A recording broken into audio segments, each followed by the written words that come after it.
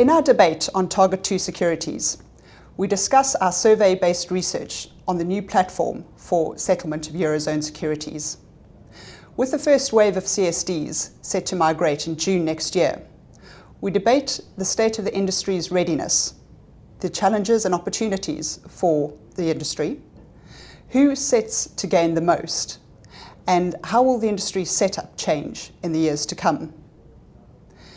Today we hear an analytical perspective as well as thoughts of industry experts from the CSD and the custodian communities. Hi, I'm Mike Clarke. I work at the Global Transaction Banking Division of Deutsche Bank, responsible for the client and product solutions relating to T2S. My name is Robert Kay, and I'm the surveys editor at Global Custodian magazine, and I was responsible for the creation and analysis of the survey working with Deutsche Bank. My name's Phil Brown. I'm a member of the executive board at Clearstream, and I'm Global Head of Client Relations. The first question for today. We at Global Custodian, as well as many other organisations, have been promoting T2S and presenting it as having important implications for the industry.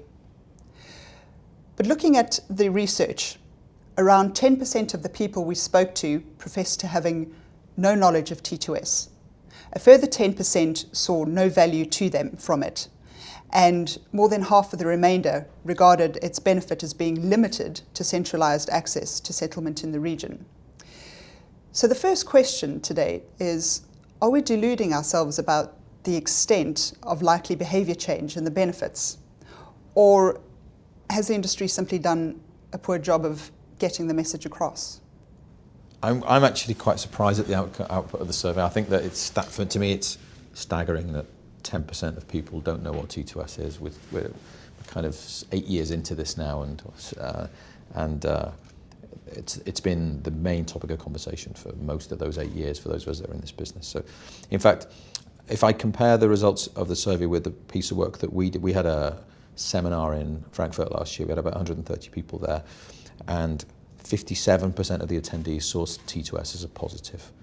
And 100% of the people there knew what it was. The fact they were there for a T2S seminar. So I think a lot of the issue is around which markets you're talking about. And certain custodian banks and CSDs have done a very full job in terms of advising their clients and their participants on what T2S is all about and what the benefits are. And others have been much quieter about it. So I think you might find that markets like Germany, which is very advanced, would be a very, very different response in your survey if you cut it geographically to markets elsewhere in Europe.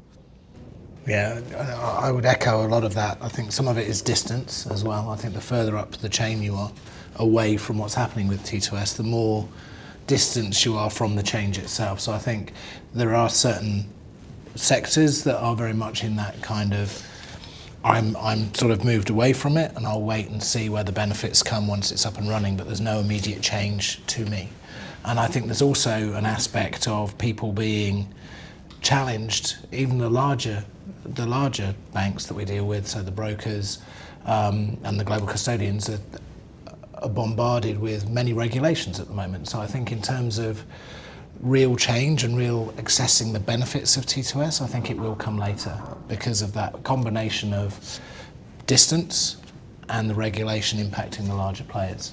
Yeah, I agree with Mike. There's definitely a bandwidth problem. So it's not necessarily a question of desire to get involved in T2S. It's just that with so many other things going on, and that's one of the things that we've been kind of keen on trying to get the market to understand is this is a big piece of work. If you want to really extract the benefits from it, there's a lot to do in this project, and you need to give it some time. And it's not that far away now. And people still think, oh, well, it's 2017 before it's fully delivered. But actually, a lot of the benefits will flow through before that. And so that's what we've been pushing with our clients is to say, if you work back from your investment budget, which you have to agree now for 2015, which is really development that will be delivered in 2016, now's the time you need to start making decisions. So I think that level of urgency hasn't been there, and that's the thing that's really missing. Yeah, I mean, I would say looking at the responses that for many people this is still a project, it's not a product. And as a project, it is driven by something that people know is going to happen, but they're not quite sure what the implications of it are going to be. And as a project, it's something that can be looked at almost in isolation of the business. I think the key is to get the businesses engaged. And to your point, although I think the IT department certainly need to have a 2-year view to get people who are running day-to-day liquidity to understand the implications of something that's going to happen even in 2015. In fact, even in December 2014 is very difficult in August 2014. So you've got different time horizons between whether you're looking at this as an IT project or whether you're looking at this as having a business impact. And I think that's a hugely interesting point, Robert, about the technical aspect. T2S is a technical platform, and as such, I do think there are some that believe because it's a technology play, it's a connectivity issue, and therefore it's just connecting. And I think beyond that, there is, if you look at your business, T2S enables you to make so much more. It enables you to be able to react and work with the regulation that's coming to you. It enables you to look at how you mobilize assets across the region because of the fact that it's now that common platform. And I think that perception is slowly going away about it being connectivity, but I do think it's still present as well. Yeah, and what's encouraged me is that this year, for the first time, we've started to be involved in meetings with clients that have not been just network management. So the network management people have brought treasury people and liquidity and funding people into the meetings.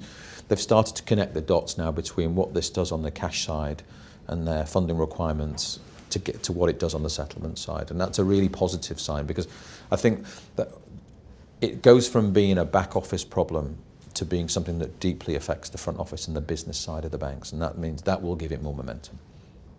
Secondly, T2S has a phased implementation approach, as we know.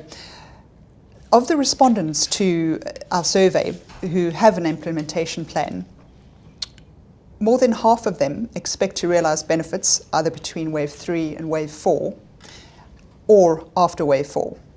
So the question is the phased implementation too cautious, and does it risk delaying some of the benefits that to participants too far into the future? I certainly don't think so. I think the phased approach is the right way to go. I think to do too much too soon would be an absolute disaster. I think we have to look at it and say this is a large region with big business. We need to make sure that we can adapt to the change in the market, that we learn our lessons from that change, and that we have time to move from market to market with concentration. It's a bandwidth issue again. You can't put too much down a pipe as to where it comes from. The results in terms of when the benefits come through, for me, are down to critical mass. When does the critical mass of the volume and the assets move to the platform? And it is that stage as you move from sort of Wave 2 to Wave 3, as you've got the sort of Italian combined with Euronext markets and then the large German market coming on top. That's really when you'll see the liquidity benefits really starting to shine through. So I'm not surprised that people are saying Wave 3, but I don't think that means that the implementation plan is wrong. Yeah, and I think that what the ECB did in terms of limiting the size of Wave 1, which effectively excluded the two largest CSD groups from Wave 1, was the right thing to do. Let's start with a smaller group of CSDs, make sure it works, and then we can bring the other CSDs on later. And actually there's quite a big gap between Wave 1 and 2, but between Wave 2 and 3 there isn't such a large gap. So I think that in the course of a 3-month period in 2016, everything kind of gets done, 3 to 4 month period. So, and I think that what makes me a little bit nervous is that if Wave 1 isn't successful, it will cast a bit of a cloud over the whole thing. So we're really reliant upon those CSDs that are in Wave 1 to get it done well and get it done right, to give some credibility to the project. Because everybody's waiting to see how this thing works out. And, again, the phasing, I think, is critical because it's a massive project. We're kind of got a whiteboard with Europe's securities market infrastructure drawn on it, and somebody's now going to rub that out and redraw the whole thing. And to do that in a big bang is, if it can be done, we couldn't do Y2K as a phase, and we couldn't do Euro as a phase, but this we can do in a phase way. So given that it's possible to do it in a phase manner, I think it's a smart thing to do. I mean, I agree as a sort of general principle with the phasing. what I would say to your point is that unfortunately the markets that are first are not necessarily the ones you'd have chosen if you wanted to go for the most efficient. And that's, so the real question is, and also they're not the most important. So certainly not for global players. So if you're a global player in terms of looking at the benefits, you're probably going to say, actually, I don't need to change anything for now. And I think that's what's coming across in the survey. A lot of people are saying, okay, we'll see, as you say, we'll see what happens with the first wave. A, we'll see whether it works. But B, even if it does work, that's a tiny part of our portfolio. Now, it's a huge part of your portfolio if you're an Italian savings bank. For them, it's a big deal. But if you're Bank of America Merrill Lynch, it's not a big deal for you. Those markets are not a big deal. It's only when you switch on the really big markets in Europe that you actually begin to create a number where these liquidity benefits and these cash management benefits actually are measured in numbers that are more than a rounding error on Bank of America Merrill Lynch's balance sheet. And that, I think, is part of the issue in terms of the way people see it at the moment. So yes, a cautious approach is right. Whether you've picked the right ones to go first, I'm not sure about, but you've got to choose somehow. That's partly a factor of the likelihood of them succeeding. It's also partly a factor of, no, they're not that important. But it's a balance of risk-reward, and I think that's the key thing. It's that balance of risk and reward. And whichever way you looked at it, even if you put a large market in wave one, you've still only got the large market liquidity that's there today domestically by it being standalone anyway. So by its inherent nature, unless you had two large markets, there's no real incentive to change in wave one. So I think the risk of having such a large market in wave one, when whichever way you look at it, unless you've put more than one in there, is not going to make a big difference. I think it has actually been the right balance to look at that. The Italian market is not small, it's just not as big as the others. And I think if we look at Italy being there, I think that was the right choice. Right. And the timeline it's taken us quite a long time to get here, and I think we tend to view the timeline through the lens of our own careers. So when you look at 2006 when we started and 2017, 18 when we get finished, we're looking at, for most of us, between 20 and 30% of our career being spent on that. But in fact, we're building a securities market for Europe, which needs to live much longer than that. So, a couple of years to get this thing done in the grand scheme of building the right model is not a long time. So, and it doesn't end in 2017. I think that's the key thing is here. T2S for me is an enabler, and it's a step in a journey that began with the Lisbon Treaty, and we've had harmonisation coming through. There will be something that follows T2S.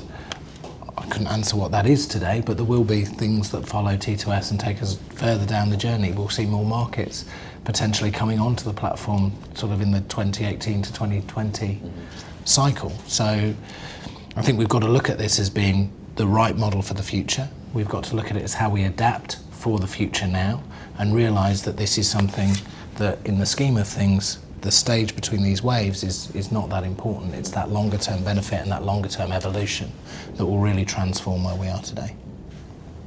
Okay. Hindsight is a wonderful thing, but do you think it would have been done differently if in terms of the waves in which the CSDs are migrated? Had they looked at where volumes have been in the last 2 years versus what they were when the project was scoped out? Well, I think the relative size of the volumes is not significantly different to the relative size it was when we started. I think a different view may have been taken if the connection with liquidity and funding had been made from the start, because this was never designed to solve those problems. Basel III didn't really exist. EMIR and Dodd-Frank hadn't even been thought of. We hadn't had a crisis when the T2S project was kicked off. And so those benefits were not recognised until relatively recently. I mean, this was really set up to be a settlement system. It was not viewed as something that was going to help people comply with Basel III. So I think with the benefit of perfect hindsight and knowing where we are today, I think the whole thing might look different if we'd had prior knowledge of the financial crisis. But we didn't. And I think it is that balance. I think focus has changed post-crisis. So initially T2S was that cost efficiency play. It's about cost efficient settlement. Now, post-crisis, it's very much an enabler for other things, and that's the way we view it. It's the enabler for us to be able to address the liquidity challenges. It's an enabler for us to be able to look at how to help clients with their collateral and to move their collateral into the tri-party programs. It's about making that seamless and efficient, and I'm really building on that theme of risk reduction and asset protection. That is really the themes of the general market. T2S really enables us to do that. When we look at connectivity, in the survey we saw 30% of the respondents expect to connect to the CSDs via an iCSD. A further 30% expect to use an agent bank or domestic custodian. Only 15% expect to connect directly to issuer CSDs. So the question is, what are the implications for the settlement business of both the iCSDs on the one hand and the agent banks on the other? What are the implications? Will both groups gain? Will one gain at the expense of another? I think the statistics are very interesting, because I think partially the outcome of your survey is a confusion about what people mean by connecting. Because right now, if you exclude a very small number of banks, pretty much 100% of the market is connected to a CSD somewhere. So the fact that only 15% are going to connect to a CSD in the future means that 85% have made a decision to do something else, which they haven't. So I think you've got to kind of think about the definition between an investor CSD and an issuer CSD, and a single market agent and a multi-market agent, and whether clients are talking about their domestic assets or cross-border assets. All of these will give you a different response depending on how the question is framed. But I think that in answer to the broader question of what happens between CSDs and iCSDs, our view is that the relative importance of the iCSD will diminish compared to the CSD business, for one simple reason. That those domestic assets that have liquidity today in the iCSD, because they can access the collateral and repo products in the iCSDs, will migrate back to the domestic markets, because they'll be able to access those same products in those domestic markets. But on top of that, they'll be able to gain from the funding and liquidity benefits from T2S and settling in central bank money. And then the whole issue around credit provision in commercial bank money versus central bank money will make a move back to CSDs more likely, in our opinion. So I think you'll see a relative rebalancing, because there's quite a lot in certain asset classes. There's almost 100% of the asset class trades almost exclusively in the iCSD today. That won't be the case in future, in our opinion. Okay. I think from my perspective, again, it comes down to what you're buying and what the services are and the value-added things that you need around T2S. And I think your connectivity and who you choose as your partner for that access will depend on what your needs are. Are they credit needs? Is it actually the servicing of the asset once it's settled? And certainly there you need the local market expertise, the local market presence that's going to help you be able to make the right decisions based on what you're holding and the assets that you hold. So I think the switch moves away from settlement, and the switch moves towards the value-added services and what it is you're really going to get. And I think you have to recognise those differentials when you're choosing as to what is really important to you. Is it liquidity? Is it credit? Is it asset protection? And that will look towards how you make these models work. And that will mean that in some instances, agent banks will work in partnership with CSDs to provide a harmonised model where you've got asset protection at the CSD, but local market servicing coming from a custodian bank. If your focus is on liquidity and your focus is on credit, then your view of how you connect is going to be different. And I think what we'll see over time, and certainly the belief at Deutsche Bank is what we'll see at the time, is that we will be competing with iCSDs and CSDs, but we'll also be working very closely with iCSDs and CSDs in partnered models. It's about the right cost-efficient model for the type of client that you're working with. Yeah, and I think that's correct, because part of the reason why you might not get a clear view from the survey on this question is back to the initial question which we discussed, which is the fact that most people haven't figured out what they're going to do yet.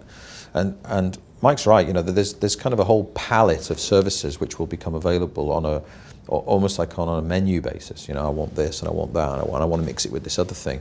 And when people have decided what value they want to extract from their supply chain with T2S, then they'll pick that palette of services, and that will almost drive their connectivity decision. But starting from the question of connectivity and then deciding what services you add is not the right way. It's a kind of an upside down way of dealing with this. Clients are going to have to think about what's going to be really critical for my business, and then what services do I need to access, and therefore what's my best access methodology. Yeah, I mean, I would say, I think, looking at the survey, that actually that's clear. It's a project, not a product. It's not a series of products. People haven't decided, as you say, what they're going to buy. They don't necessarily fully appreciate all of the benefits as we've discussed, and therefore it's very difficult for them to say, well, this is what we're going to do.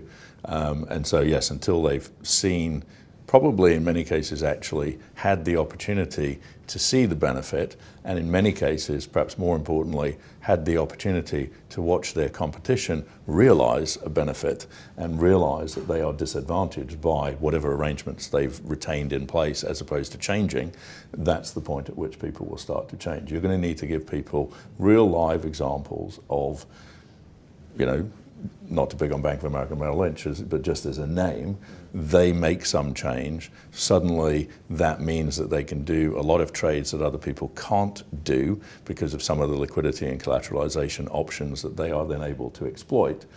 And once they start doing those trades, you better believe it won't take very long for Morgan Stanley to realize they need to be able to do those trades to stay competitive. And if that means emulating what Bank of America Merrill Lynch have done structurally in terms of what they've put in place, that's what Morgan Stanley will then copy and do. And I suspect that those large broker-dealers and some of the smaller brokers will be the first, and they will actually determine the answer to your question. You know, I agree with you, there's a natural reason from a security point of view why, if you take away the rather unusual advantages that the ICSDs have enjoyed, in terms of the provision of liquidity and the products that they've managed to create, and therefore they have drawn liquidity out of the local markets. Looked at from an issuer point of view, quite clearly, there is a logic which would demand that some of that goes back if those CSDs can indeed replicate those self-same services that the ICSDs are currently offering. However, frankly, if the large investment banks choose to leave all of those assets in the ICSDs, that's where they're going to remain. And that's going to be that I think is going to be an interesting driver. And the possibility exists that actually more business will go into the ICSDs because actually that's a convenient one-stop shop. You still only have two people effectively clearing US government securities. JP Morgan and Bank of New York Mellon. Effectively you have one. Yeah. And that's been the model, for a long time. And it's the model because everybody's happy with it. And lots of people are very happy with the relationship that they have with Euroclear and with Clearstream. And if there is activity that those can still do, the fact you can peel a piece of it off, which is a large piece, and put that in the German CSD, and now without it being in any way disadvantaged in terms of the products and services people can see, that in and of itself is not going to drive the business back to the CSD. It's going to take something more than that. I think it's it's not just about the liquidity, it's about what happens when you move from a commercial bank money to a central bank money structure, from the kind of free credit you can get from the Euro system, the fact that the balances that you keep at one of the national central banks for your own reserve asset purposes also count towards your collateral for margining purposes, the fact that there's an auto-collateralization service inside the national central banks of the Euro system, the fact that under Basel III you're going to get balance sheet relief by being in central bank money relative to commercial bank money. All of these kind of things are what we think will drive the change, because there's going to, and where it's very difficult today to have this conversation is it's extremely difficult to cost that because we're not live with the regs yet. But when we go live with the regs, then we'll have a much clearer view. So I think, we have a view, there are other views, and none of us will know until we get there. But there will be some changes made. But I think the key thing is, and I look at this as to how we at Deutsche Bank address products in many ways. We address a product and a product initiative by saying, what is the market problem? What is the problem we're actually trying to address for the client? And I think we can debate whether we think that Eurobonds will move from one place to another place in terms of where it is, but that's going to be driven from the problem that the client has. And if the problem is the regulation is driving the need to get some balance sheet relief, it will drive that move. Mm-hmm. And I think we as an industry, I think, have a tendency sometimes to look at what's changing, and we need to take that step back as we try and do on the product side and say, what's the problem that this causes? How does this change the problems that our clients have today? And therefore, what are the right things as an industry we need to provide to be able to give that access through? And I think that what we'll see is the evolution will come once we've grasped the problem from the regulations and the regulations have come into play. Mm-hmm. If we look at account structures in T2S, the survey showed that 40% of respondents have not yet decided on an account structure, and 50%, or more than 50% actually, are not sure what other services, for example, full service custody or asset servicing, etc., they will purchase.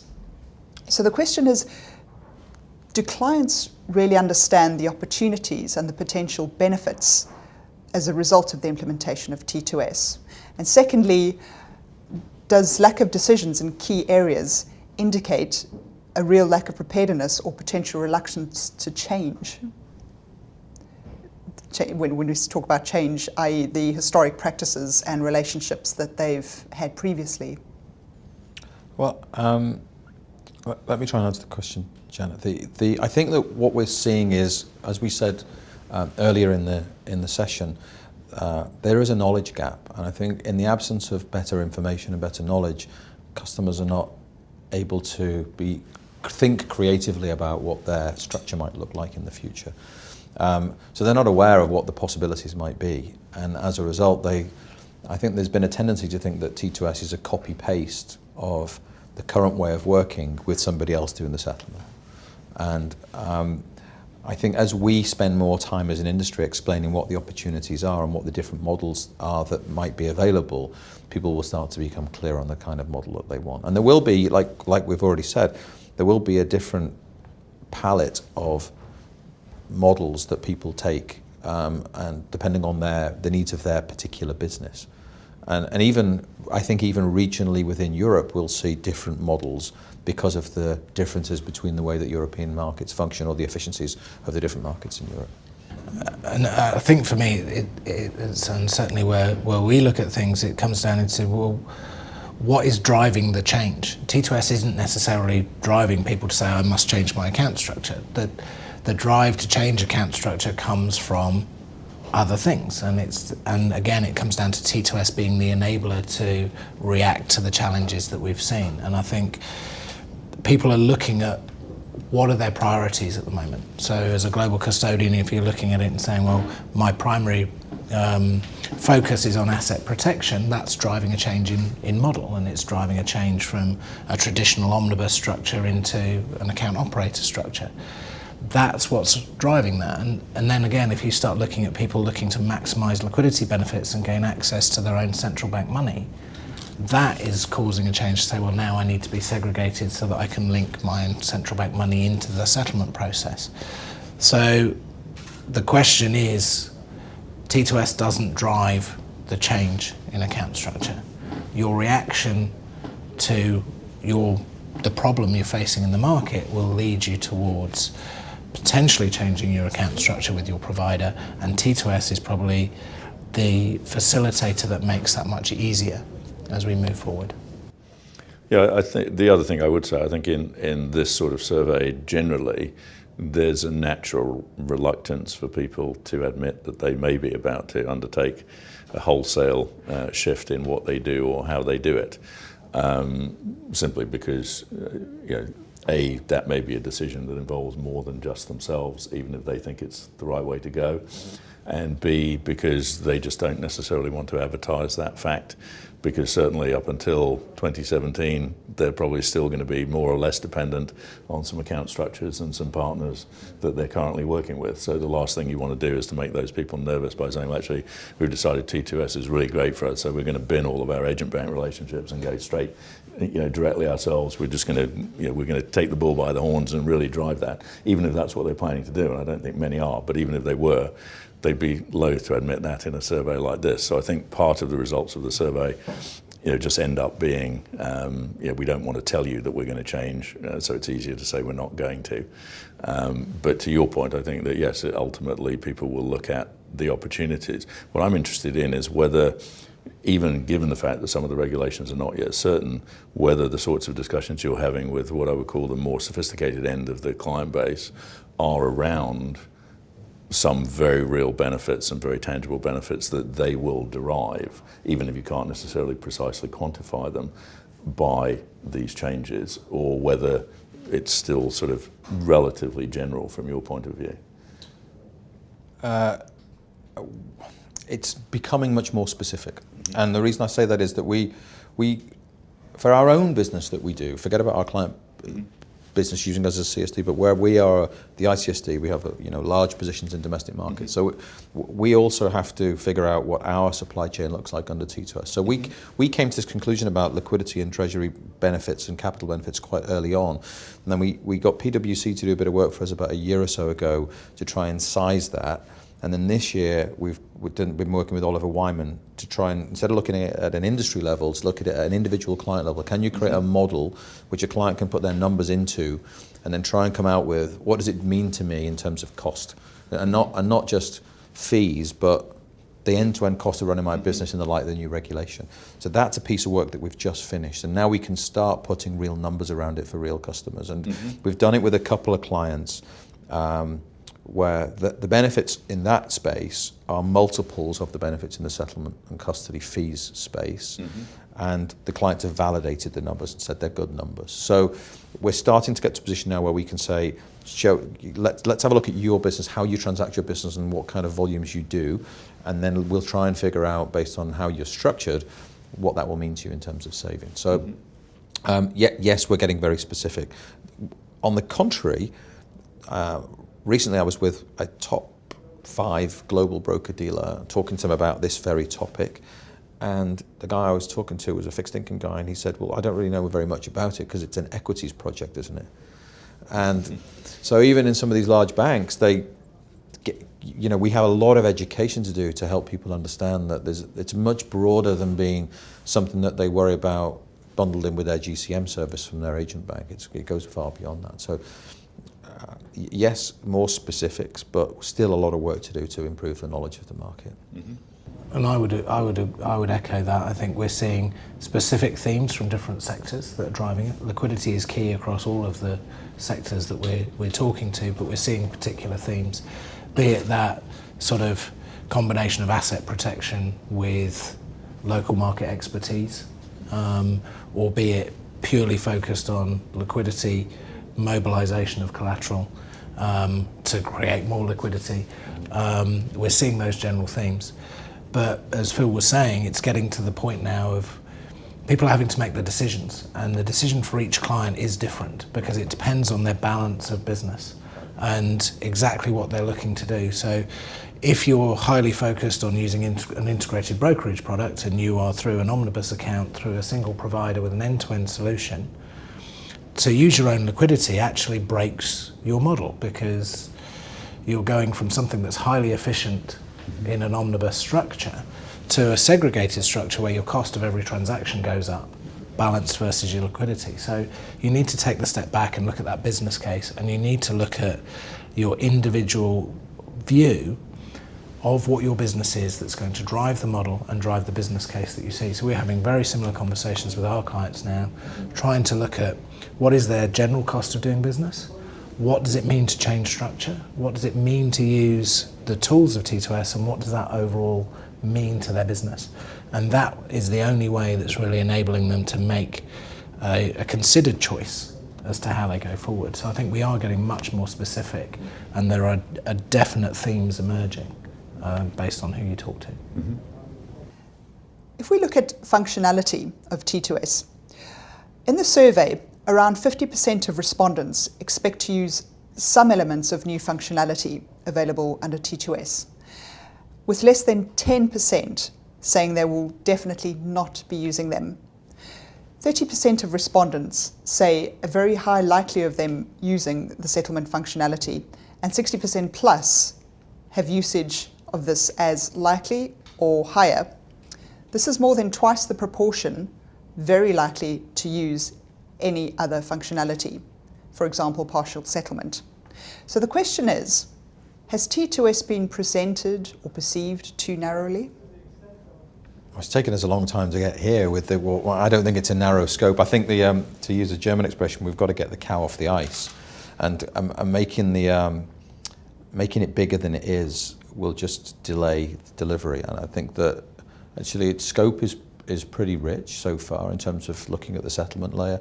The value-added services that go around, or that sit around settlement, whether that they're custody-related or collateral-related or cash-related, the market's perfectly positioned to deliver those value-added services. So I think the scope of T2S, given the time it's taken us to get where we are, it looks fine to me. From our perspective, it comes down to focus, and a little bit of the amount of regulation that's coming at the industry has meant people have a comply first mentality in general, I think, to whatever challenge is being presented. So your first thing is, how can I stay in business? How can I comply to what I need to do? And I think there's a lot of things with T2S where people are saying, I've got this other regulation, T2S is happening, either my agent will take care of it or I will make the necessary changes that I need to do to keep myself working today. Over time, I think some of the functions of T2S will become more apparent to people as to the opportunities that they can bring. So something like hold and release, which has been a custodian function, primarily being used to push something in the market and release it out when the security is sitting in the account to go through and you're getting matching efficiency and then quick settlement. Potentially there's other ways that can be used. Potentially you can sit back as a broker-dealer and actually say, I can push my instructions into the market on a hold status for my standard settlement, releasing them later, and then I can make sure that when I'm pushing my securities lending transactions or my borrowing transactions through, I know that they will get priority to go through because I can put them through as released straight away. I've got much more management capabilities of those instructions into the platform. The cost benefit of that is going to come over time, but I think people will start to look at, can we use these functions once their focus can start seeing where it's going to bring some benefit to the problems they're facing.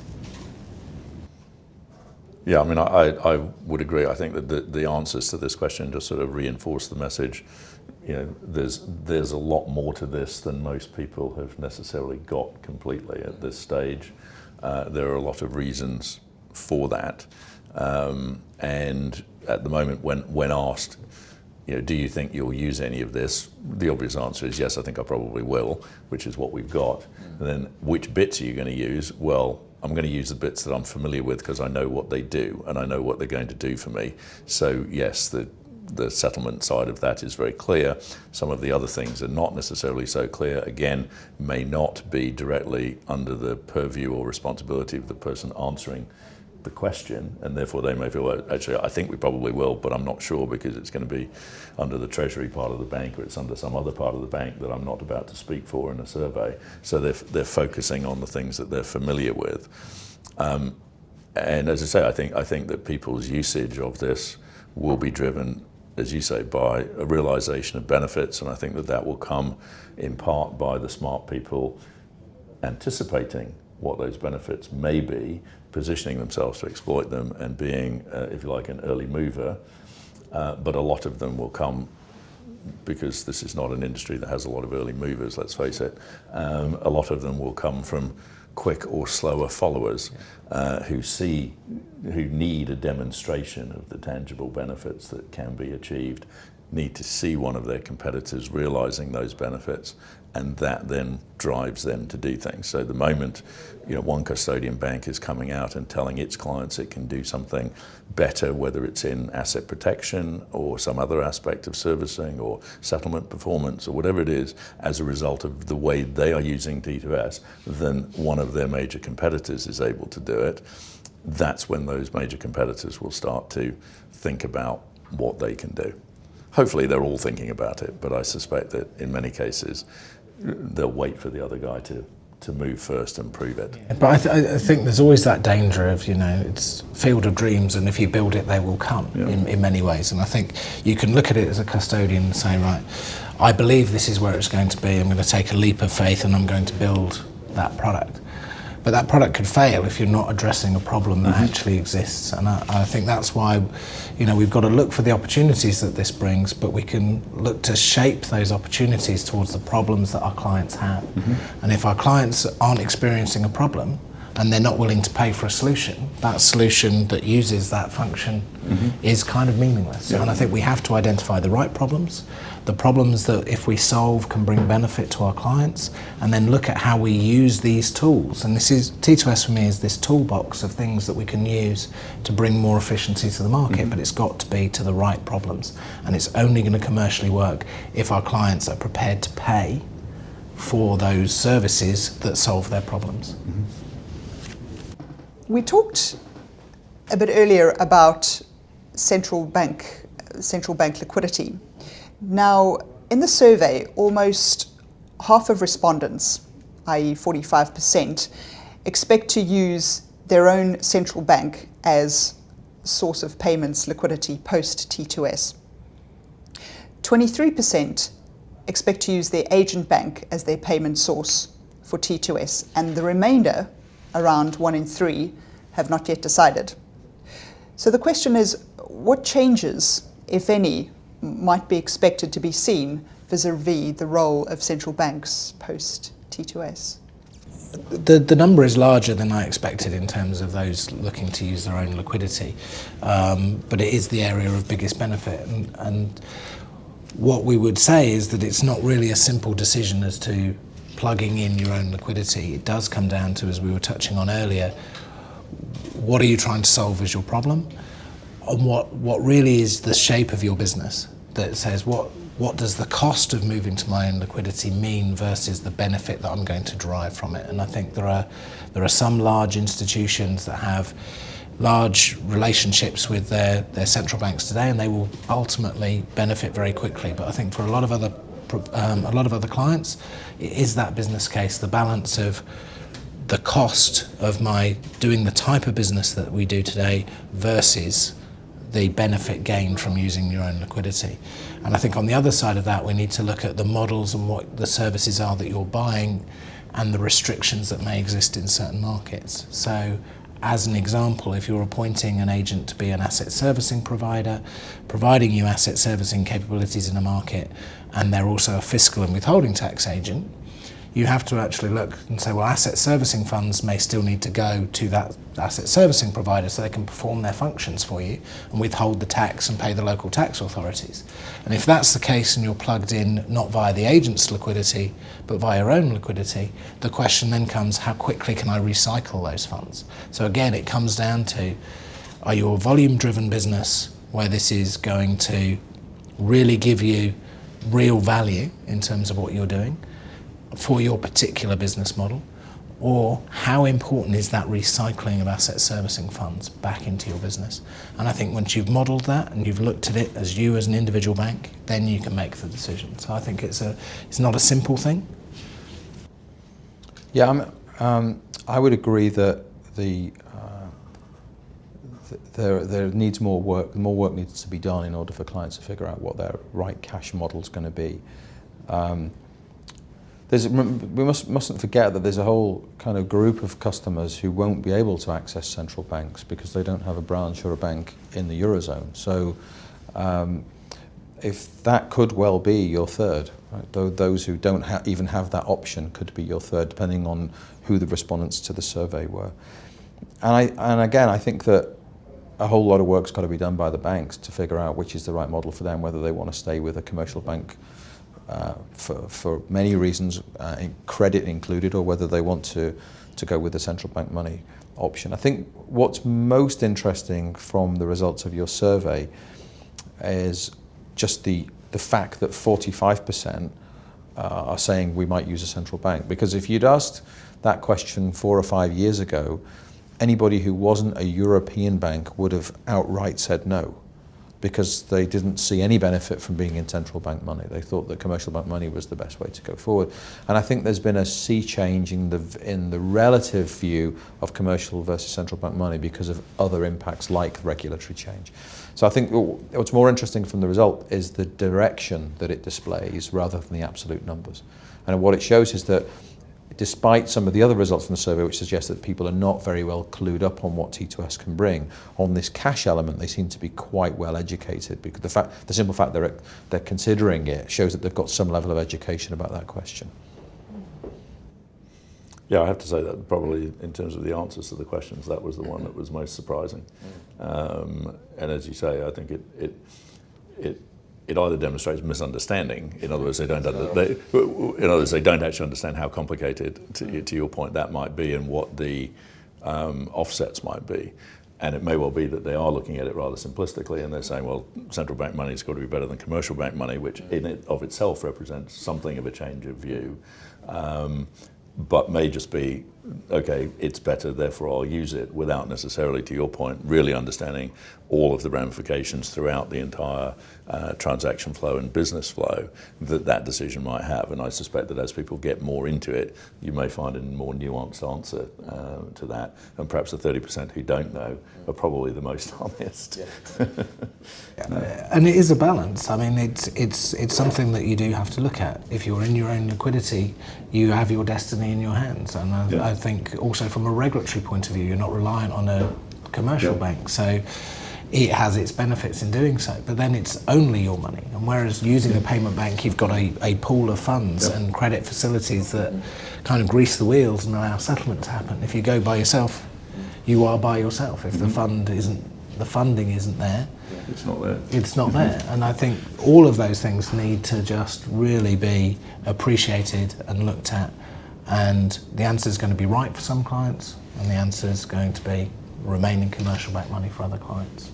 And I think one of the things that may have driven this response is all the work that's been done at the moment around recovery and resolution planning for banks, because they do have to respond to their regulators on where they're going to get credit from and how they're going to fund themselves through a stress scenario. And central bank money is one of the solutions to that funding question in a stress scenario. So I think that question reflects a lot of the work that's been done now on the regulatory side.